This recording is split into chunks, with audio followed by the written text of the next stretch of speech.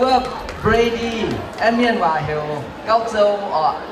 đâu có xe pan cao châu xe pan ok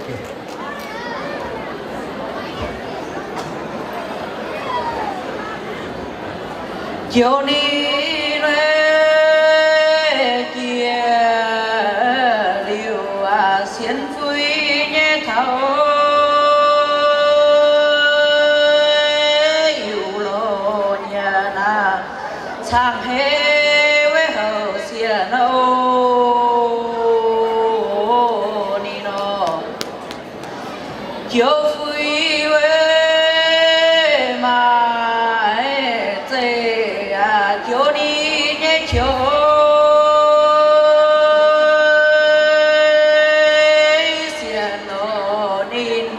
xiên số với chàng diệu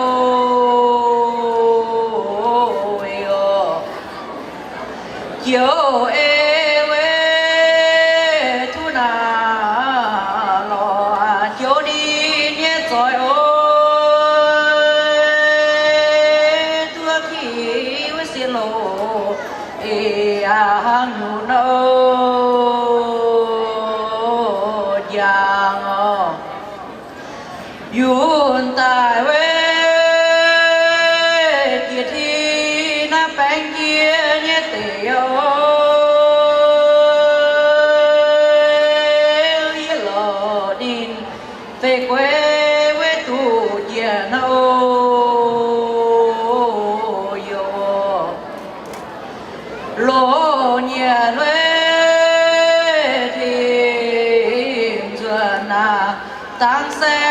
nhé mẹ ơi hang suy với tăng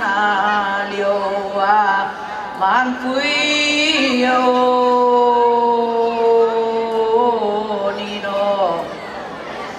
nô nhà nuôi tổ sầu xuất hiện nhé dây ôi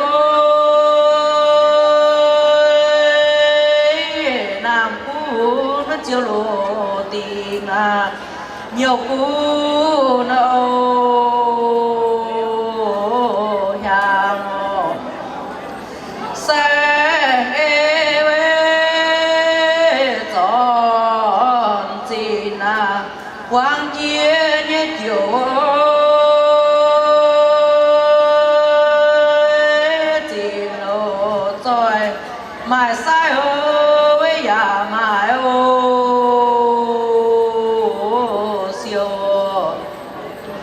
giang sen với địa suy cho tôi như hoàng ơi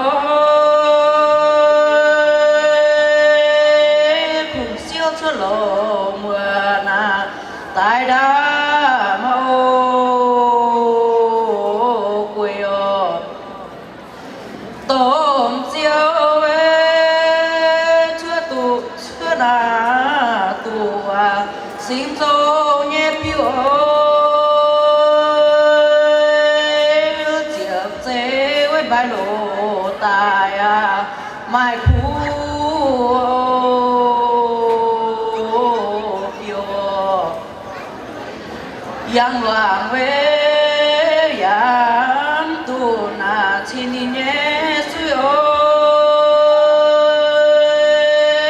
rồi na liều gì nhé với suy tàng ô liều lên gì với choàng tiền rồi thì nhé ơi tại lộ cha chính kỹ đó với chia sẻ nâu ni nó ôi mồm với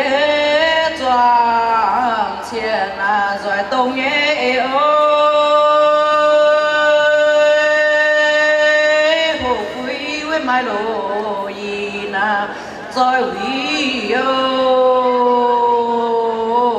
quang chỉ duy nhất một tòa sáng đồng nhau ơi phải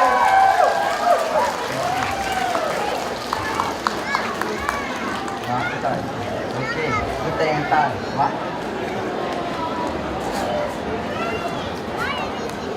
ok chúng ta làm wow lẽ chi con miếng mua tỏi mày con miếng con kiểu conเป็นđăng kiểm tự nhiên lẽ chi miếng một tờ chăm cũng này ok nhà thu của em phải nó trang liệu cái đi gì đi hết khỏe nào thu lẽ chi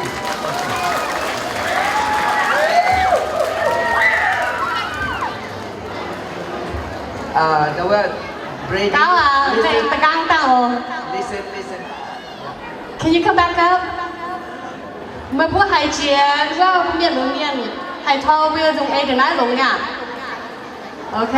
nặng mà hai chia vẫn nặng mai ó. Có mày bố hai ninh kinh hai nhé bảo dung hoàng như nó thấu mày bố kinh mày tay giảm đau rồi tú mày tay bằng dao tú mày tay nào tú ở yeah y bua. Cao à,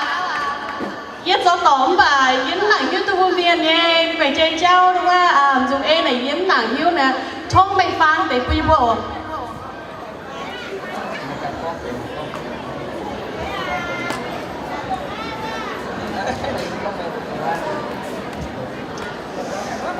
I sang in okay. So I sang to bless people for the new year, and then wish the elderly people to have long and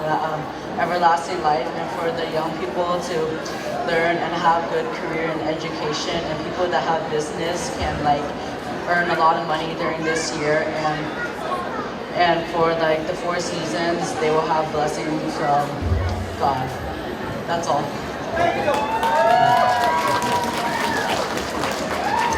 Lành xin chăm, thốt thiên hôn giải phúc mày, phúc mày bè ngon nhở.